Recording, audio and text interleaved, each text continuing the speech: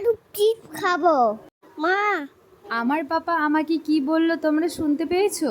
দাঁড়াও দাঁড়াও, শুনতে না পেলে তাহলে বলে দিচ্ছি যে আমার পাপা খেতে চেয়েছে আলুর চিপস। বড় বড় রেস্টুরেন্টে যেই ফ্রেঞ্চ ফ্রাই রেসিপি আলুর চিপসটা পাওয়া যায় সেটাই আজকে ঘরে একটু চেষ্টা করেছিলাম।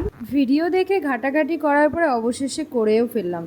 আলুগুলো ছোট ছোট করে লম্বা লম্বা করে কেটে নিয়েছিলাম। এখানে আমি 2টি আলু ব্যবহার করেছিলাম, তাই 2টো আলুতে আমার অনেকটাই হয়েছিল। এর আগে কিছু প্রসেস থাকে, তো সেগুলোর ভিডিও আমার নেওয়া হয়নি, সেই ক্লিপগুলো আমার নিতে ভুলে গেছিলাম, তো বাদবাকি ক্লিপগুলো নিয়েছিলাম। এখানে আমি প্রথম একবার ভেজে নিয়েছিলাম, সবগুলো একবার করে ভেজে নিয়ে উঠে রেখে দিয়েছিলাম, আর পরে আবার দ্বিতীয়বার ভেজেছিলাম, তো সেটাই দেখাচ্ছিলাম তোমাদেরকে। আর দেখো ফাইনাল রেজাল্টটা একদম খেতে মুচমুচেও হয়েছিল, খুব সুন্দর হয়েছিল, কালারটাও সুন্দর এসেছিল। আলুর এই ফ্রেঞ্চ ফ্রাইজ রেসিপিটা চাইলে অবশ্যই সাবস্ক্রাইব আর কমেন্ট